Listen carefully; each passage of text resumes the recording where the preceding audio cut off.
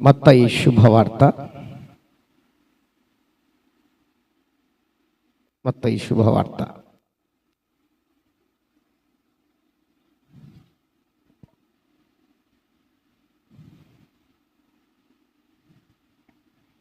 11వ అధ్యాయము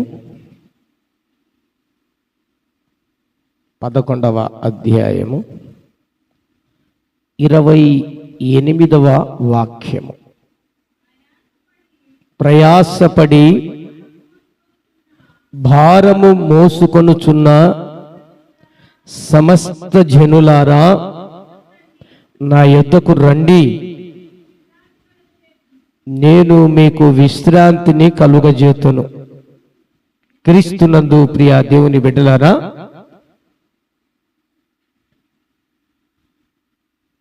మన ప్రభు అయిన యేసు క్రీస్తు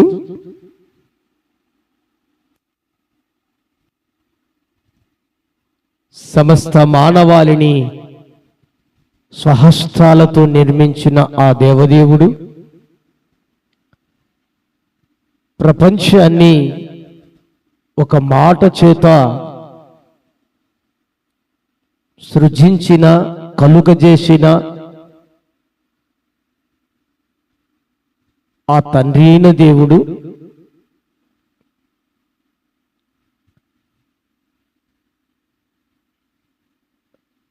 ఓ అద్భుతమైనటువంటి పిలుపును, గొప్ప ఆశీర్వాదాన్ని అనుగ్రహించుటకు ఈ వాక్యము ద్వారాగా పరిశుద్ధాత్ముని ద్వారా మరొకసారి మనతో మాట్లాడుతూ ఉన్నాడు. ప్రయాసపడి భారము మోయుచున్న సమస్త జనులారా, నా యొద్దకు రండి, నేను మీకు విశ్రాంతిని కలుగజేతును.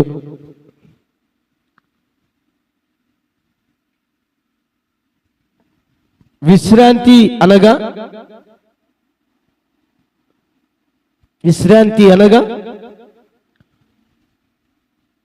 నెమ్మది, విరామం. విశ్రాంతి అనగా విరామం, నెమ్మది, శాంతి. ఇక ఏ ఒత్తిళ్లకు, ఏ యొక్క శ్రమలకు, ఏ కష్టాలకు ఏమాత్రం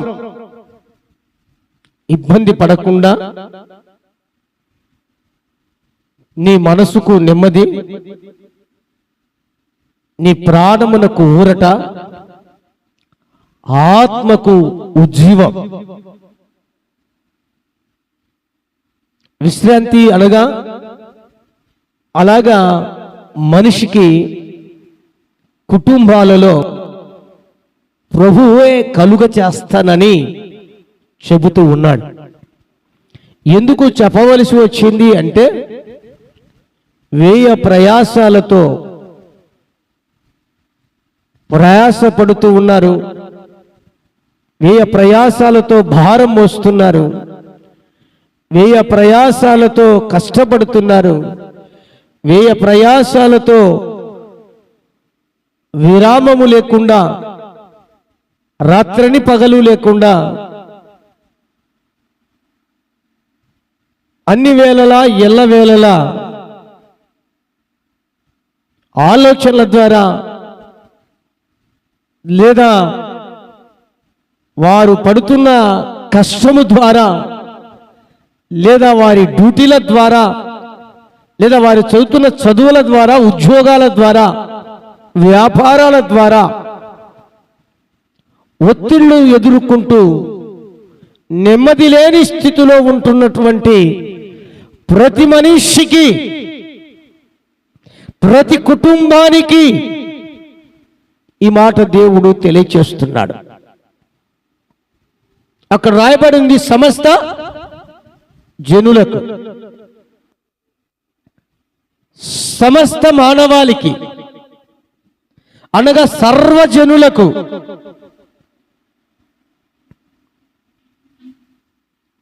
అక్కడ కులమని గాని, మతము అని గాని, వర్గము అని గాని, లేదా తారతమ్య భేదము అక్కడ ఎక్కడ చెప్పబడలేదు. సమస్త మానవాళికి, నీ కులము ఏదైనా, నీ మతము ఏదైనా, నీ భాష మాట్లాడేది ఏదైనా, నీ ప్రాంతము ఏదైనా, నీ వర్గము ఏదైనా, నీ వంశము ఏదైనా, ప్రతి వారికి దేవుడు ప్రేమతో తన విశ్రాంతిని కలుగజేస్తానని మాట్లాడుతున్నాడు. హల్లెలూయా. విశ్రాంతిని అనగా నెమ్మదిని, అనగా విరామమును దేవుడు కలుగజేస్తానంటున్నాడు. నా ప్రియ దేవుని బిడ్డలారా, ఈ లోకములో ఏ వ్యక్తిని తరిచి చూసినా, కదిలించినా, ఏ కుటుంబాన్ని అలా కలిపెట్టి చూసినా ఎక్కడ కూడా నెమ్మది లేని స్థితే. అవునా? ఎక్కడ కూడా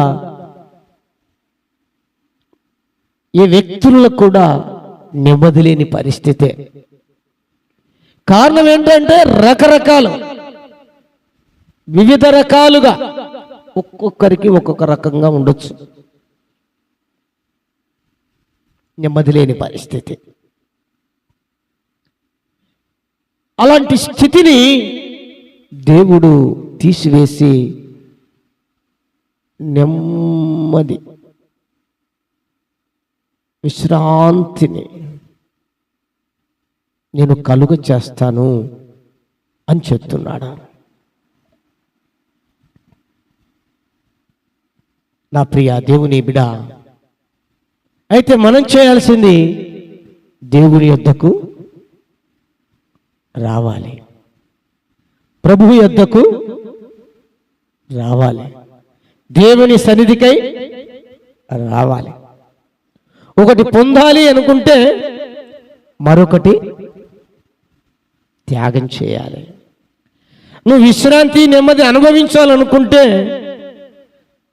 దేవుని సన్నిధికి రావటానికి త్యాగం చేయాలి, దేవుని సన్నిధిలో కనబడటానికి త్యాగం చేయాలి, దేవుని యొద్దకై రావటానికి త్యాగం చేయాలి.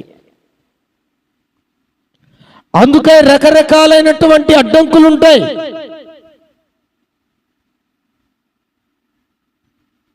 వివిధ రకాలుగా మనకు ఆటంకాలు కలుగుతాయి. ఆ అడ్డంకులను బట్టి, ఆటంకాలను బట్టి దైవ సన్నిధికి రాలేక ఆగిపోతే నీవు నెమ్మదిని పొందలే, నీ కుటుంబం నెమ్మది పొందలేదు. నీవు, నీ కుటుంబమే కాదు, మరి ఎవరైనా, అందులో నాతో సహితం ఎవరైనా కావచ్చు, నెమ్మదిని పొందాలి, ప్రయాసను మానాలి, భారమంతా కూడా తొలగించుకోవాలి. మీదున్న భారం, గుండెల్లో ఉన్న భారం తీసివేసుకోవాలి అంటే ప్రతి వారికి కూడా యేసుక్రీస్తే శరణ్యం. హల్లెలూయా. దేవుని సన్నిధే ప్రతి వారికి శరణ్యం. హల్లెలూయా. ఇక ఏది లేదు. ఒకసారి ఇద్దరు భార్య భర్తలు, పిల్లలు,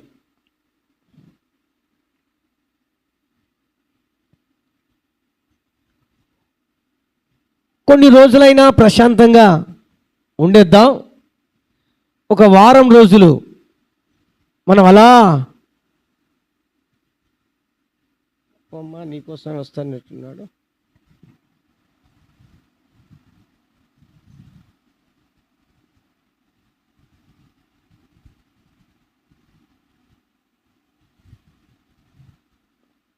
ప్రశాంతంగా ఉండేద్దాం. ఊర్లో, ఇంట్లో, మనం ఉన్న చోట, మనం ఉన్న ప్రాంతంలో, ప్రదేశంలో, మనం ఉన్న ఈ సమాజంలో ఎక్కడ మనకు నెమ్మది లేదు.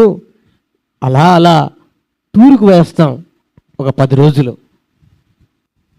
ఆయా స్థలాలు తిరిగేద్దాం, ఆయా ప్రాంతాలు తిరిగేద్దాం.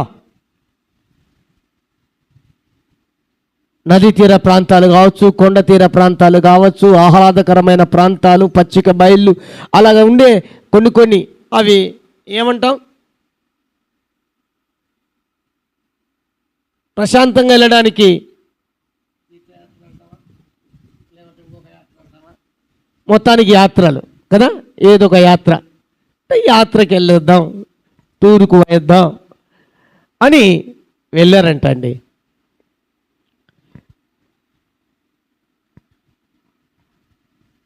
వెళ్ళి అలా వారు మొత్తం తిరుగుతున్నారు. ప్రాంతాలు, ప్రదేశాలు, తీరాలు అలా తిరుగుతున్నారు. 10 రోజులు గడిచిపోయింది. ఇంటికి వచ్చారు. ఇంటికి వచ్చిన తర్వాత పక్కింటి అక్క అడుగుతూ ఉంది, అక్క మీ టూరు, మీ యాత్ర ఎలా జరిగింది, బాగా జరిగిందా అని. అప్పుడు ఆ అక్క అంటుంది, అమ్మా ఓ అక్క నీకు నమస్కారం, ఈ మాట అడగొద్దు. ఏమక్క? డబ్బు పెట్టి మరిపోయి, సమయాన్ని హెచ్చించి మరిపోయి, మరింత ఇంతవరకు లేని బాధలు, కొత్త సమస్యలు కొని తెచ్చుకున్నాము. ఏంటమ్మా మీరు వెళ్ళింది ప్రశాంతంగా అలా అలా తిరిగడానికి కదా, అలా అలా నెమ్మదిగా ఉండడానికి కదా అంటే, వాయమ్మో ఎక్కడ నెమ్మది, బస్సు ఎక్కినది మొదలుకొని సీట్లో కూర్చుంటే, బస్సులో కూర్చుంటారు కదా అందరికీ, ఏం వాని వైపు చూస్తున్నా, ఎందుకు చూస్తాడో స్టార్ట్ అయింది. ఇక చూడు, బస్సు ఎక్కితే అదే, బస్సు దిగితే అదే. బజార్లో నడుచుకుంటూ వెళ్తూ ఉంటే నేనేదో ఆ సుందరమైన అందమైన ప్రదేశాలను చూస్తూ ఉంటే, ఎవరిని వెతుకుతున్నావు అక్కడ నువ్వు? ఎవరి కోసం? అమ్మా, నేను నా జీవితంలో ఇక టూరుకు, యాత్రకు వెళ్ళను. ఎందుకో అడుగడుగునా విసికింపే, అడుగడుగునా నెమ్మది లేని స్థితే. వెళ్ళానే కానీ ఒక పూట కడుపు నిండా అన్నం తినలే. వెళ్ళానే కానీ ఎక్కడ ఏముందో కంటిని కంటార చూద్దామంటే, కళ్ళు ఎత్తితే, తల ఎత్తితే ఎవరిని చూస్తావు, ఎవరి కోసం చూస్తావు అంటాడు. ఏమైనా మాట్లాడితే నోట్లో నుంచి మాట రానియడు. అబ్బా, కూర్చునే కాడ, లేచే కాడ, పనుకునే కాడ, వెళ్ళిన కాడ, తినే కాడ నరకం చూశానక్క. ఇక నేను బుద్ధింటే యాత్రకు పోడు అన్నదంటావే. ఏమండి, బుద్ధింటే యాత్రకు ఏమా 20,000 30,000 ఖర్చు చేసావు కదా, అందుకోసమే ఏదైనా మనశ్శాంతిగా ప్రశాంతంగా అలా తిరిగేద్దాం అనుకుంటే కుదరలేదు. ఇంటి దగ్గర ఉన్నప్పుడైనా అంతగా పెద్దగా లేదు ఈ టార్చరు. బయటికి వెళ్ళిన తర్వాత మరింత నేను పొందాను. వద్దు, ఈ యాత్రే వద్దు నాకు అనిందంట. నిజమే నా ప్రియ దేవుని బిడ్డలారా, ప్రదేశాలలో ఎక్కడెక్కడికో వెళ్తే అక్కడ నెమ్మది ఉంటుందిలే, ప్రశాంతంగా ఉంటుందిలే అనుకుంటే మన భ్రమే. లేదు, సినిమాలకు వెళ్తే ఏదో కాస్త ప్రశాంతంగా 3 గంటలు గడిపేద్దాంలే అనుకుంటే, లేదు ఒక అరగంట సీరియల్ చూస్తే మనసు కుదురపడుతుందిలే అనుకుంటే భ్రమ. లేదు ఏదో వినోద కార్యక్రమాలు కాస్త చూస్తే చాలు అనుకుంటే భ్రమే. లేదు కాస్త ఫ్రెండ్స్తో అలా అలా తిరిగేస్తే సరిపోతుంది అనుకుంటే భ్రమ. నీకు ఎక్కడ కూడా నెమ్మది, విశ్రాంతి దొరకదు. అది క్రీస్తులోనే దొరికింది. హల్లెలూయా. అందుకని అన్నాను, ఏమన్నాడు తెలుసా? లోకం ఇచ్చున్నట్టుగా కాదు, నేను ఇచ్చున్నది శాంతి, నా శాంతినే నీకు అనుగ్రహించవెళ్ళుచున్నాను అంటాడు. యేసు ప్రభువుల వారు ఈ భూలోకంలో సంచరించుచున్న రోజుల్లో లోకం ఇచ్చినట్లుగా కాదు,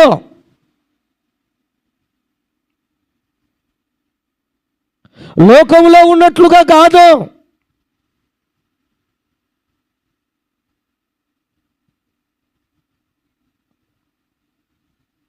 నా ప్రియ దేవుని బిడ్డలారా,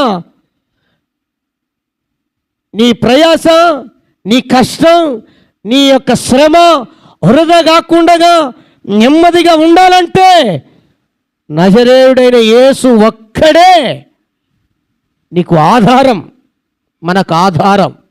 మనకు ఆశ్రయం, మనకు శరణ్యం అన్న విషయాన్ని ఈ లేఖనం ద్వారా ప్రేమతో నేను తెలియచేస్తున్నాను. ఏమన్నాడు కింద? ఇంకొక మాట చదవండి అక్క. 11వ అధ్యాయం 29వ వచనంలో రాయబడిన మాట, నేను సాత్వికుడను, దీన మనసు గలవాడను కనుక మీ మీద నా కాడి ఎత్తుకొని నా యొద్ద నేర్చుకొనుడి, అప్పుడు మీ ప్రాణములకు విశ్రాంతి దొరుకును. హల్లెలూయా. ఎప్పుడో మీ ప్రయాస, మీ కష్టం, మీ శ్రమ, మీరు పడుతున్న తపన, వీటినంతటిని కూడా నా దగ్గరకై తీసుకుని వచ్చి నా కాడి మీ మీద ఎత్తుకొని నేర్చుకుంటే నేను మీ ప్రాణాలకు విశ్రాంతిని కలుగ చేస్తాను. హల్లెలూయా. మరి ఏదైనా ఈ లోకంలో ఎవరైనా ఉన్నారా? లేదా? ఎక్కడ దొరకదు. ఏ ప్రదేశంలో, ప్రాంతంలో దొరకవు. ఒకవేళ ఇంతవరకు ఒక 5 నిమిషాలు, 10 నిమిషాలు, అరగంట ఏదో సంతోషించవచ్చేమో కానీ, నెమ్మదిగా ఉండొచ్చేమో కానీ అది కూడా జరగదు. ఒకవేళ పొరపాటున ఉంటే ఉండొచ్చేమో కానీ నీకు నిత్య విశ్రాంతి, నెమ్మది కలగాలంటే యేసుక్రీస్తు ప్రభుల వారే అన్న సత్యాన్ని ఈ లేఖనం జ్ఞాపకం చేస్తుంది. హల్లెలూయా. అందుకే నా యొద్దకు రండి అంటున్నాడు దేవుడు. సమస్త జనులారా నా యొద్దకు రండి, సమస్త ప్రజలారా నా యొద్దకు రండి, నేనే మీకు విశ్రాంతిని కలగజేస్తాను, నేనే మీకు నెమ్మదిని కలగజేస్తాను, నేనే మీకు సంతోషం కలుగ చేస్తాను, నేనే మీకు భారాన్ని తొలగించేస్తాను, భారాన్ని తీసివేస్తానని ప్రభు చెప్తున్నాడు. ఈ రోజున ప్రియ దేవుని బిడ్డలారా, ఈ భారం ఏమండి బరువెక్కిపోయి, భారమైపోయి, ఆవేదనతో, ఆక్రందనతో ఎందరో కుమిలిపోతున్నారు, కృంగిపోతున్నారు. ఎన్నో కుటుంబాలు వేదన చెందుతున్నాయి. ఎందుకో తెలుసా? దాన్ని ఏ విధంగా బరువును తేలిక మార్చుకోవాలో తెలియక, ఆ భారాన్ని ఏ విధంగా తన నెత్తి మీద నుంచి, గుండెల్లో నుంచి దించుకోక తెలియక, ఆ భారం మోయలేక మూర్ఛిల్లిపోతున్నారు, ఆక్రందన చెందుతున్నారు, ఆవేదన చెందుతున్నారు. అందరికీ ప్రేమతో నా మనవి, వారందరికీ కుటుంబాలకు ఇప్పుడే ప్రభు పిలుస్తున్నాడు, నా యుద్ధకు వచ్చి నా కాడిని ఎత్తుకుంటే నేను మీకు విశ్రాంతిని కలుగజేస్తాను. హల్లెలూయా! విశ్రాంతిని కలుగజేస్తాను, నీకు తేలికను కలుగజేస్తాను, భారాన్ని తీసివేస్తాను, బరువును తీసివేస్తాను, నెమ్మదిని కలుగజేస్తాను. ఏ భారమైనా సరే. ఏమండి, ఈ రోజున రకరకాల భారాలు ఉన్నాయి కదా. అందరికీ ఒకటే భారం ఓవరాల్గా ఏంటంటే కుటుంబ భారం. అవునా? మరికొందరికి లేకపోయినా ఓవరాల్గా మరొక భారం ఉంది. ఏంటంటే ఆ భారం పాప భారం. ఇందులో ఎవరికి ఎగ్జంప్షన్ లేదు. ఉన్నవారికని, లేనివారికని, పేదవారికని, ధనికులకని, లేదా కొందరికని, కొన్ని ప్రాంతాలకని, కొంతమంది జనులకని లేదు. ఇది అందరికీ ఓవరాల్గా యూనివర్సల్గా ఉన్నటువంటి భారం, పాప భారం, కుటుంబ భారం, పిల్లల భారం, అప్పుల భారం, రోగాల భారం. ఈ రకంగా రకరకాల భారాలు భరిస్తూ మొయ్యలేక వేదన పడుతున్నారు. అలాంటి అందరికీ కూడా దేవుడు మంచి శుభవార్తను తెలియచేస్తున్నాడు. నా యుద్ధకు వస్తే నేను మీకు విశ్రాంతిని కలగచేస్తాను అని. హల్లెలూయా, హల్లెలూయా.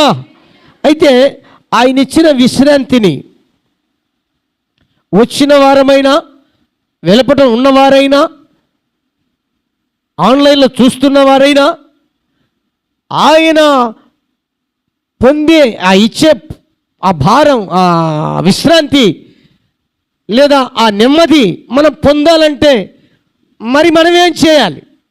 రావటం మంచిదే, వచ్చిన తర్వాత, లేదా వినటం మంచిదే, వింటున్న తర్వాత మనం ఏం చేయాలి? దేవుని విశ్రాంతిని పొందాలంటే, దేవుని నెమ్మదిని పొందాలంటే, దేవుని ఆశీర్వాదం అనుభవించాలంటే, వ్యక్తిగతంగా కావచ్చు, కుటుంబ పరంగా కావచ్చు, మనం ఏం చేయాలి? ఎలా పొందాలి? ఎలా పొందితే మనం అనుభవిస్తాం అన్న విషయాలను కొన్నిటిని పరిశుద్ధ గ్రంథం ద్వారా, లేఖనాల ద్వారా ధ్యానం చేద్దాం. శ్రద్ధగా ఆలకించాలని ప్రేమతో మనవి చేస్తున్నాను. హల్లెలూయా. ఎంతోమంది మీ ప్రయాస, మీ భారము విడిచిపెట్టి ప్రభులో నెమ్మది పొందాలని ఆలోచన చేస్తున్నారు. దేవునికి స్తోత్రం చెబుదామా? హల్లెలూయా. ఎంతమంది విశ్రాంతి పొందాలని అనుకుంటున్నారో దేవునికి స్తోత్రం చెబుదామా? హల్లెలూయా. అందరికీ ఉంటుంది కదా అండి, ఇక్కడే కాదు బయట కూడా హల్లెలూయా నేను పొందాలి అని మనసులో అనుకుంటుంటారు. నాకు తెలుసు ఆ విషయం. మంచిదే, పొందుతారు. ఎప్పుడు, ఎలా అనుభవిస్తారు, ఎలా పొందుతారు, దాన్ని పొందుకునే మార్గం ఏంటి, అనుగ్రహించేవారు ఎవరు, పొందే పాత్ర ఎవరు, వీటిని కొన్ని విషయాలను వాక్యం ద్వారా ధ్యానం చేద్దాం. శ్రద్ధగా ఆలకించాలని మన ఈ పరిశుద్ధ గ్రంథంలో నుంచి హెబ్రీయులకు రాసినటువంటి పత్రిక, హెబ్రీయులకు రాసినటువంటి పత్రిక తీయండి.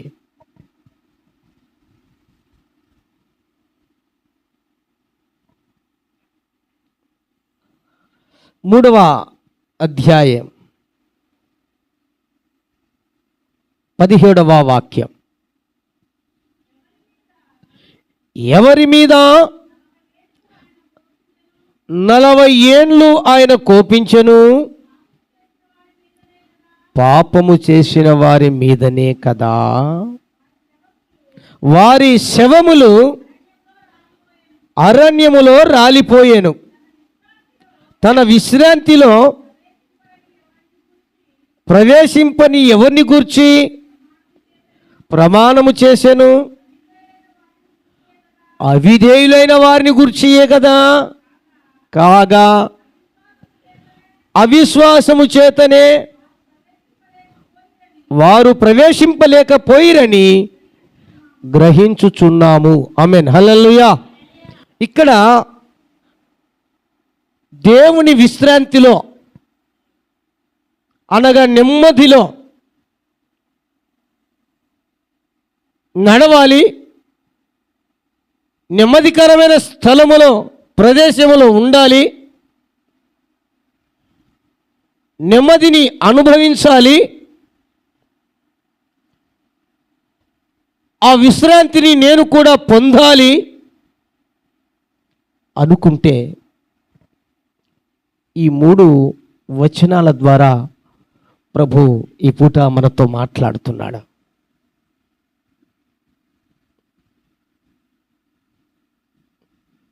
వీటిని ధ్యానం చేద్దాం. ధ్యానించే ముందు ఒక 2 విషయాలు మీకు చెప్పాలి నేను. ఒకటి, విశ్రాంతి అనగా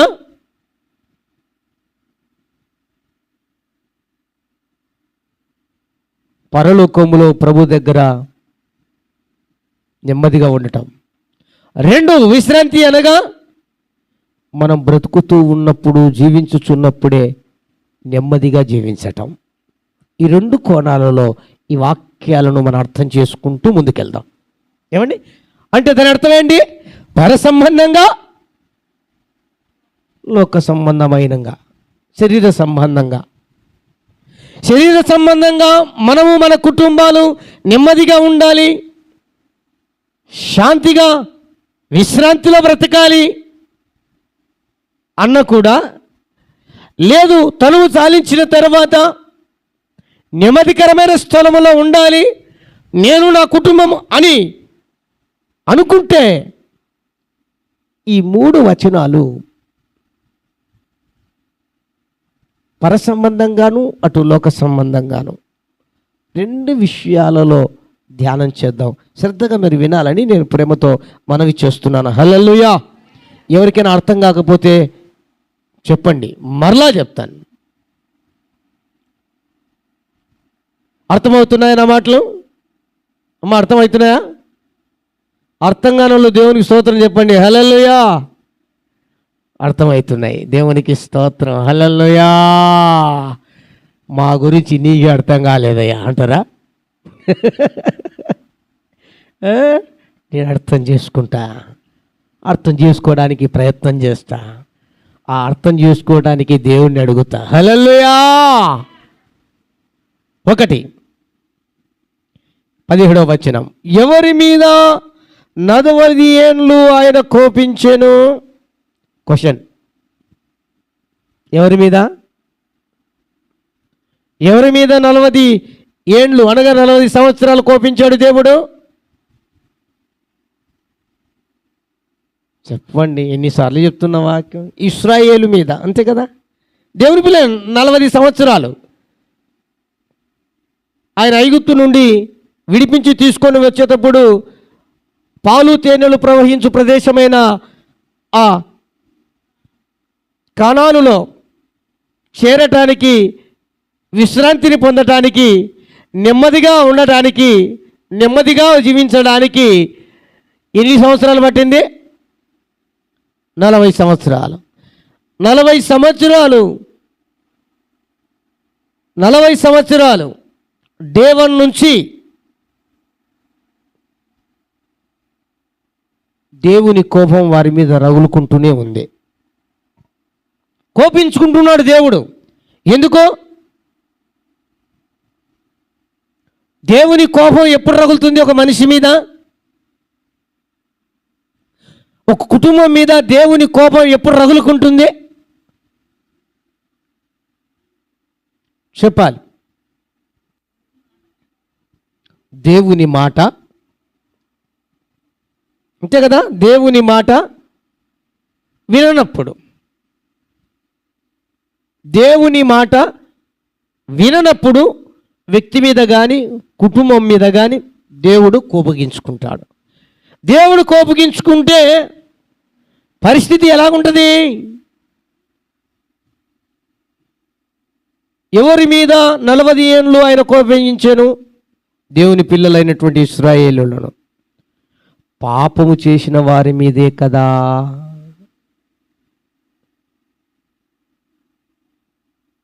పాపము చేసిన వారి మీదే కదా. ఏం చేశారు వారు? పాపం ఏం చేశారండి? దేవుని మాట వినకపోవడమే పాపం.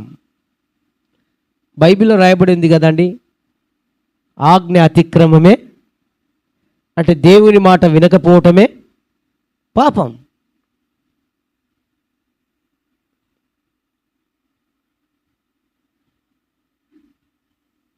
అలా ఎన్ని రోజులు, ఎన్నిసార్లు, ఎంతకాలం?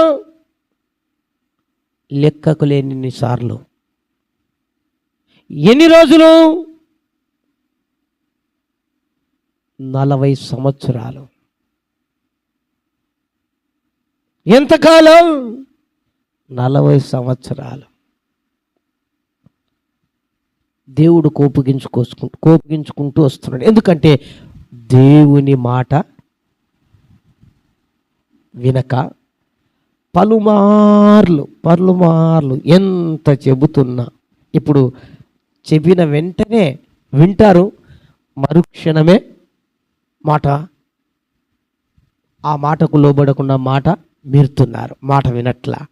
అంతెందుకండి, ఐగుప్తులో దేవుడు చెప్పాడు, మోషే నువ్వు వెళ్ళు, నా ప్రజలను విడిపిస్తాను నేను నీ ద్వారా, నేను చెప్పినట్లు చేయి అన్నాడు. వెళ్ళారు, దేవుడు చెప్పినట్లు చేశాడు, విడిపించాడు, నడిపించుకుంటూ వస్తున్నాడు. ఆ రోజున మొదలుకొని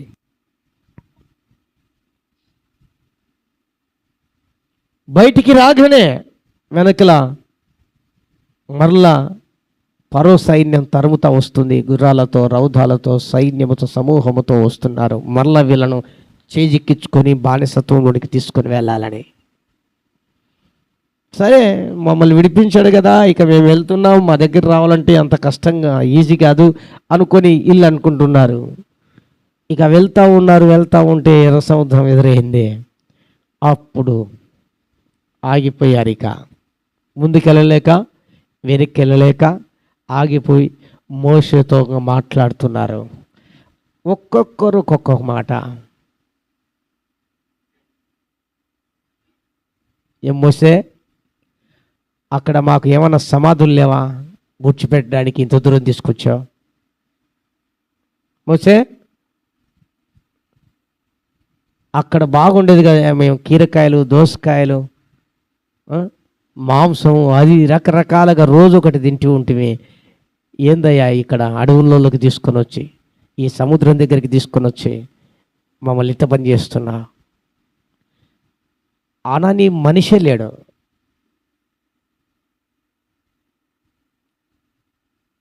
సరే ప్రభువా,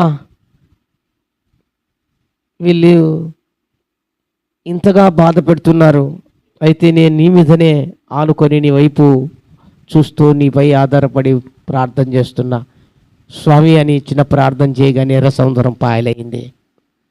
పాయలు కాగానే ఆరిన నేల మీద హ్యాపీగా చప్పట్లు కొట్టుకుంటూ దేవునికి స్తోత్రము గానము చేయుటయే మంచిది, మనమందరము స్తుతి గానము చేయుటయే మంచిది. దాటారు. మరలా వెంటనే కాస్త ముందుకెళ్ళగానే మోసే దాహం వేస్తూ ఉంది. ఏంది పరిస్థితి? దొరకక ఒక చోట నీళ్ళు దొరికితే భయంకరమైన చేదు, ఏం బాగోలేవు. పోనీ అవైనా తాగుదామంటే చివరికి అవి కూడా దొరకట్లే. ఇలా రకరకాలుగా మరలా, అంటే వారి పాపపు స్వభావాన్ని విడిచిపెట్టకుండా నిత్యము అపరాధాల చేతనే నడిపించబడ్డారు. పాపపు స్వభావం విడిచిపెట్టకుండా ఐగుప్తు నుండి విడుదల పొందారే కానీ మనిషిలో ఉన్న ఆ పాపపు స్వభావమైన అపరాధాలు మాటల ద్వారా, ప్రవర్తన ద్వారా, క్రియల ద్వారా మోసేను మోసే దేవుడైనటువంటి యెహోవాను నిందించటం కానీ, ఎదురు తిరిగి మాట్లాడడం కానీ, చీటికి మాటికి అలగడం కానీ, గొనగడం కానీ వాళ్ళు మాత్రం మానలేదండి. అయినా మోసే ప్రార్థన చేస్తే మంచినీళ్ళు చక్కగా మధురంగా మారిపోయాయి. ఆ కొబ్బ తీసుకొచ్చి విరగ్గొట్టి నీళ్ళల్లో వేస్తే మంచినీళ్ళు అయిపోయాయి, చేదు నీళ్ళు. ఏంది మోసే ఈ ఆకులు అలుములు తినలేక చచ్చిపోతున్నాం, ఏంది మా పరిస్థితి అంటే, ఆహారమును మన్నాను, ఇది దేవదూతలు భుజించే ఆహారం, ఎప్పుడు ఎవరు ఎన్నడూ భుజించలే. పరలోకం నుండి దేవుడు మన్నాను కురిపిస్తే చక్కగా కడుపు నిండా తిని బాగా నెమ్మదిగా ఉన్నవారు మరలా వెంటనే కోపగించుకోవడం మొదలుపెట్టారు. ఇలా ముందుకెళ్తే ప్రియ దేవుని బిడ్డలారా, అడుగడుగున దేవుణ్ణి విసికించటం, దేవుణ్ణి అనుమానించటం, దేవుణ్ణి గొనగటం, దేవుని సేవకుణ్ణి బాధ పెట్టటం, అడుగడుగున వారి అపరాధముల చేత, పాపముల చేత బాధ పెడుతూనే వచ్చారు. అందుకనే బైబిల్లో రాయబడి ఉంది, ఏమైపోయినారంట వారు, వారి శవములు అరణ్యములో రాలిపోయేను.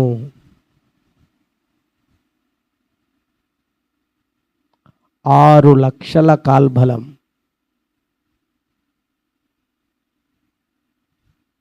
ప్రయాణం చేస్తే, ప్రియ దేవుని బిడ్డలారా, ఆ పాలు తేనెలు ప్రవహించు ప్రదేశములో ఇద్దరు అడుగు పెట్టారు. మరి అంతమంది ఏమైనట్టు అంటే, ఆకులు రాలి పడినట్లు కింద రాలిపోయారు, శవాలుగా అయిపోయారంటండే. దానికి కారణం వారి అపరాధములు.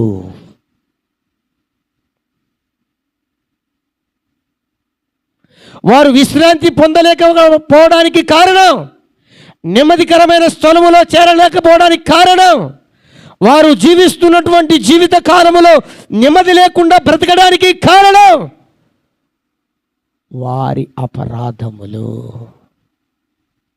ఒకవేళ నేనంటున్నా ఈ పూట, నీవు నెమ్మదిగా బ్రతకలేకపోవటానికి కారణం నీ అపరాధములే కారణమై ఉన్నాయేమో. నీ కుటుంబం శాంతిగా, సంతోషంగా, విశ్రాంతిలో ఉండకపోవటానికి కారణం నీ అపరాధములనేమో.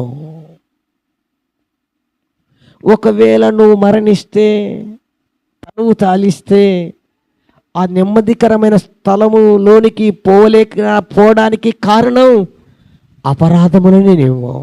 ఒక్కసారి ఆగి ఆలోచించమని నేను ప్రేమతో మనవి చేస్తున్నాను. హల్లెలూయా. నీ స్థితి ఇలా ఉండడానికి, గలిబిలిగా, గందరగోళంగా, పోట్లాటలతో, నెమ్మది లేని స్థితిలో ఉండడానికి కారణం నీ అపరాధములనేమో. అంటే నీ పాపపు స్వభావమేమో. అనగా నువ్వు మాటి మాటికి దేవుని మాటలు మీరుతున్నావేమో, దేవుడు చెప్పిన మాటలు వినట్లేదేమో. ఒక్కసారి ఆగి ఆలోచించు. ఇంకెంతకాలం, ఎన్ని రోజులు నేను బ్రతుకుతున్నదే ఈ బ్రతుకు సరైనదని నువ్వు అనుకొని పొరపాటు పడుతూ నెమ్మది లేని స్థితిలో ఉంటావు? నేను వెళ్తున్న మార్గమే సరైన మార్గం అని చెప్పుకుంటూ నీ కుటుంబం ఇంకా గందరగోళములోనే ఇంకా నడుస్తూ ఉంటుంది. ఎన్ని రోజులు, ఎంతకాలం? దానికి కారణం దేవుడు కోపిస్తున్నాడన్న సంగతి నీకు తెలుసా? ఎందుకు కోపిస్తున్నాడంటే మాటి మాటికి నీవు దేవుణ్ణి బాధ పెట్టబట్టేగా. మాటి మాటికి దేవుని మాట వినకపోవటమేగా. అనువున నీ అపరాధములే కదా కారణం. ఒక్కసారి యోచించుమని నేను ప్రేమతో మనవి చేస్తున్నాను. అనగా నేను అంటాను, మనము దేవునితో నెమ్మదిగా బ్రతకటానికి మనలో అపరాధములు ఉండకూడదు. హల్లెలూయా. మనం అపరాధములో ఉండకూడదంటే దేవుని మాట వినాలి. దేవుని మాట వింటే దేవుని ఆజ్ఞలను మనము నెరవేర్చిన వారమే. ఒకవేళ దేవుని మాట వినకపోతే ఆజ్ఞలు మీరిన వారము, పాపము చేయువారము, పాపపు స్వభావంలో ఉన్నవారం. అందుకు మాటి మాటికి వివిధ రకాలుగా పలు రకాలుగా నువ్వు దేవుని నీ బాధ పెడుతున్నావు అపరాధాల చేత అన్నది గుర్తుంచుకోవాలని, గుర్తెరగాలని నేను ప్రేమతో మనవి చేస్తున్నాను. Praise the Lord. Hallelujah, hallelujah. దేవుడు నిన్ను కోపగించుకోకుండా చూసుకోవాలి. దేవుడు నీ కుటుంబం మీద కోపం రగులుకోకుండా చూసుకోవాలి. దేవుని కోపం రగులుకుందనుకో, ఏ మనుష్యుడు బ్రతికి బట్ట కట్టలేడు. ఏ కుటుంబం భూమి మీద సుఖ సంతోషాలతో బ్రతకలేదు. ఇది ముమ్మాటికి నగ్న సత్యం. క్రైస్తవులు కావచ్చు, క్రైస్తవేతరులు కావచ్చు, లేదా ఏ కులమైనా, మతమైనా, ఏ జాతి అయినా, ఏ వర్గమైనా, ఏ ప్రాంతమైనా, ప్రదేశమైనా, ఏదైనా కావచ్చు.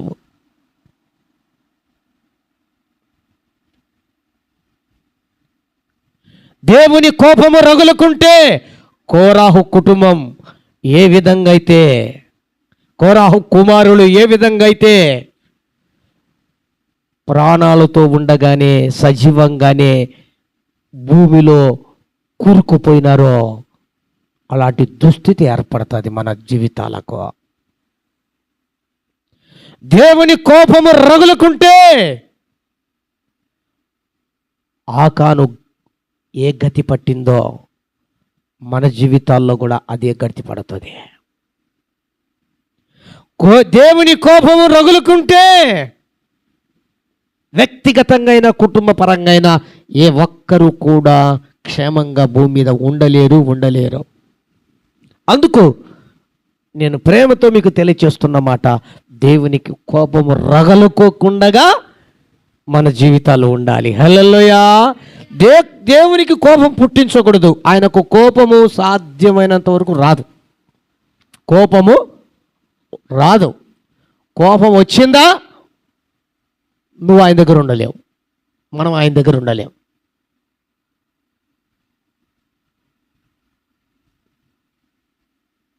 ఒక్క నిమిషం కోపగించుకుంటేనే ఏమండి, కొన్ని ప్రాంతాలలో, ప్రదేశాలలో తల్లక్రిందులు అయిపోయే పరిస్థితులు ఉన్నాయి. ఒకసారి ఒరిస్సా రాష్ట్రంలో, మరొకసారి అస్సాములో, మరొకసారి గుజరాత్లో, మరొకసారి ఉత్తరప్రదేశ్లో, మరొకసారి ఇక్కడ ఏ రాష్ట్రాలలో ఏ ప్రజల మధ్య చూసుకున్నా దేవుని కోపము రగులుకున్నప్పుడు ఒక్కొక్క భయంకరమైన దేవుని కార్యాలు చూస్తూ వచ్చారు. తెలుసా మీకు ఆ విషయం? ఒకసారి సేవకుని పట్టుకొని, సువార్థికుని పట్టుకొని, మిషనరీని భార్య చూస్తుండగానే ఇద్దరి పిల్లలను కారులో పెట్టి పెట్రోల్ పోసి తగలబెడితే అదే సంవత్సరంలో ఆ రాష్ట్రములో ఒక్కడు చనిపోయినందుకు లేదా ముగ్గురు చనిపోయినందుకు కొన్ని వేల మంది భూకంపం వచ్చి చచ్చిపోయారు.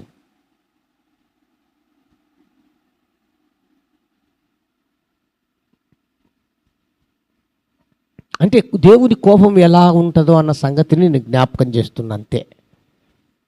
రగులుకుంటే ఎలాగుంటుంది అనేది.